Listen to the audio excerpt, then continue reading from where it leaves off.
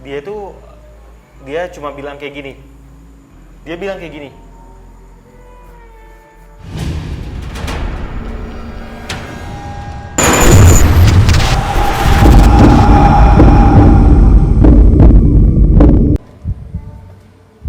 Ya, dia harus berusaha stay cool biar mereka semua takut kan.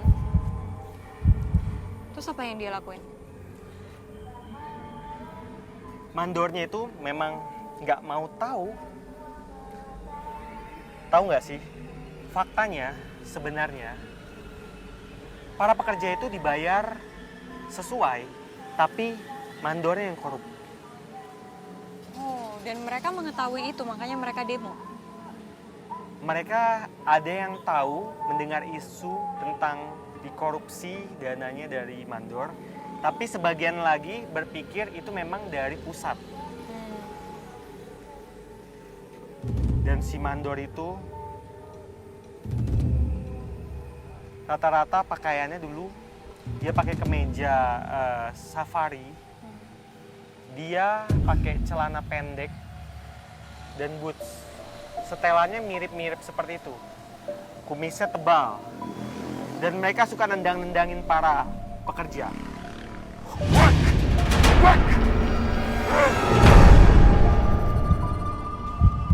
Mau melawan. Mereka bisa sedikit bahasa Indonesia ya. Dan akhirnya terjadilah pertumpahan darah di sini. Orang-orang Belanda melawan orang Indonesia. Betul. Beberapa dari mandor-mandor itu kena dibantai. Oh, berarti orang Indonesia berhasil membantai sebenarnya. Membantai dan kemudian dibantai juga. Jadi kayak gitu ya. Sadis banget ya pembantaian zaman dulu. Benar-benar kadang tuh nyawa tuh kayak nggak ada harganya. Ada sosok. Apa? Ini yang tadi kita omongin nih. Tiba-tiba saya bisa merasakannya di dalam. Di dalam? Ini apa sih ruang kantor dia? Ini ruang kontrol. Oh. Jadi ini tuh tempat bisa dibilang kantornya dulu. Oh. Tempat orang-orang petinggi-petinggi itu pada ngumpul. Oke. Permisi. Kami pun memasuki ruangan kecil di mana terlihat beberapa barang peninggalan yang disinyalir sebagai ruang kontrol akan bendungan tersebut. Di sini, Mes. Presiden Soekarno. Sebelah sini. Di mana dia? Berdiri di sepeda.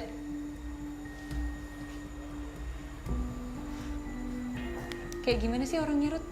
Ya, bapak-bapak yang tadi. Ini adalah seorang mandor yang korup. Dia cuma satu, Ruth. Mandornya cuma satu. Saat ini yang mendatangi saya ada satu. Sebenarnya masih ada, Mes, tapi saya nggak tahu di mana letaknya. Ya udah pasti sekitar sini, cuma saya belum mendapat petunjuk di mana keberadaan mereka. Kamu bisa dapetin informasi apa dari dia, Ruth? Coba gali lagi, mungkin dia mau cerita tentang masa lalu. Sosok yang berdiri di samping saya ini, dia pakaiannya santai banget. Seperti tadi yang saya jelaskan sebelumnya. Tapi dia ada darah mengucur, Mes, dari sini. Kenapa? Diserang sama pribumi. Sampai meninggal? Di bagian sini ada luka. Di dalam badannya, di dalam bajunya sebenarnya ada lebam-lebam. Tapi dia santai banget. Dia merokok. Rokoknya cerutu. Dia tersenyum aneh ke saya. Kenapa?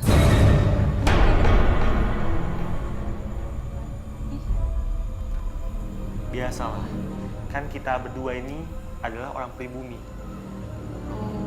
Jadi dia kayak semacam ngelecehin.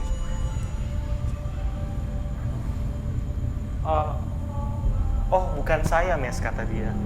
Siapa? Kamu, dia ngeliat kamu. Kenapa? Dia ngelecehin kamu. Karena kamu ini dianggapnya orang pribumi.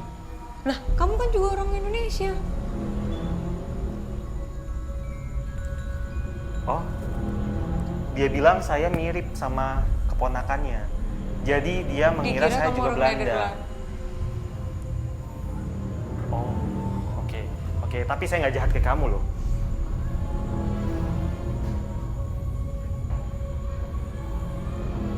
dia nggak banyak ngomong karena dia ini nggak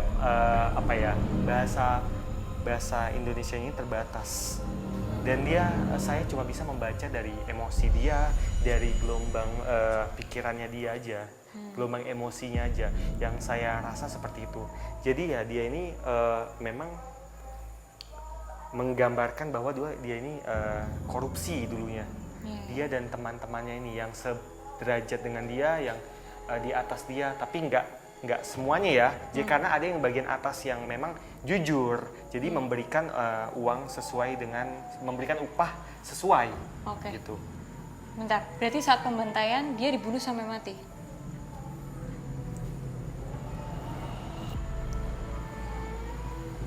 Dia mati, sampai mati. Dia cuma bilang kayak gini. Dia bilang kayak gini.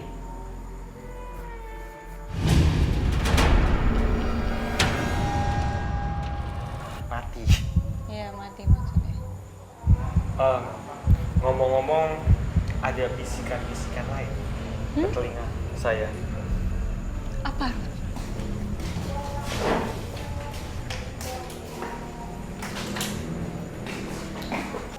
Apa sih? Jadi gini, si mandor ini, dia sebenarnya ada sosok yang ditakutin. Maksud kamu Steward. apa itu? Sosok yang ditakutin sama dia. Nggak, maksudnya itu apa? Itu jabatan, itu nama orang, itu apa? Atasan dia, nama orang. Nama orang. Atasannya dia. Ada satu mandor dari kaum pribumi. Mandor ini dia seorang yang cakap bicaranya. Jadi si mandor ini bisa meredam emosi para pekerja-pekerja. Tapi kan ujung-ujungnya mereka juga tetap marah, Ruth. Ya iya sih, cuma ya yang saya dapat ada seperti itu. Ada satu mandor itu. Oke, siapa dia? Ada di mana dia? Di sinikah ruangan kantornya? Kayaknya sih iya, Mes. Ini mungkin salah satu tempat yang pernah dia pakai dulu. Tapi untuk saat ini dia entah di mana. Pokoknya saya cuma dapat bisikan aja. Oke. Baik. Ada sebuah peristiwa lagi yang saya dapat. Apa? Seakan tak cukup sampai di sini, Rudy merasakan adanya peristiwa kelam lainnya yang pernah terjadi di area bendungan ini. Ada sosok mandor Belanda yang mengalami peristiwa tragis. Jadi ada orang-orang sekelompok pribumi yang mengarah itu dikejar-kejarlah si mandor itu. Dia kabur dari pintu belakang sini. Pintu ini. Iya. Dia mau menemui istrinya supaya cepat-cepat kabur. Pribumi yang mengarah itu dikejar-kejarlah si mandor itu. Dia kabur dari pintu belakang sini. Pintu ini. Iya. Dia mau menemui istrinya supaya cepat-cepat kabur. Karena keadaan semakin rusuh. Lah, berarti istrinya ada di sini dong.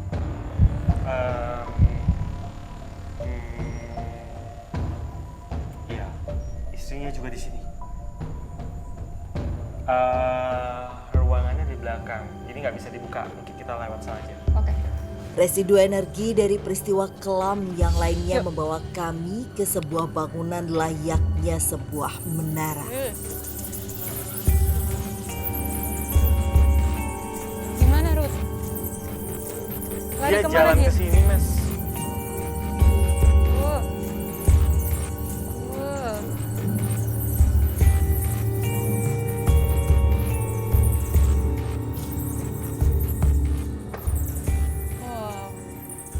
Apa ini? Si mandor itu lari ke arah sini. Kemudian dia menyuruh anak-anaknya dan istrinya menyelamatkan diri, cepat-cepat naik ke atas. Tapi belum sempat dia lari jauh menyelamatkan diri, orang-orang pribumi itu nangkap dia.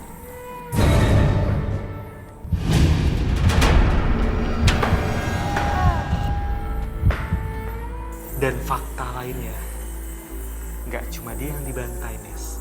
Anak-anaknya juga. Anak-anaknya yang masih kecil itu. Istrinya? Istrinya naik ke atas. Oh no. Aduh, ini menyeramkan sekali ya tangganya. Karena ini nggak ada pegangan sama sekali dan ini bangunan juga sudah tua dan rapuh. Ih. Kenapa? Ada nyanyian aneh di atas. Hah? Saya Oke. nggak tahu itu semacam senandung ya. Oh,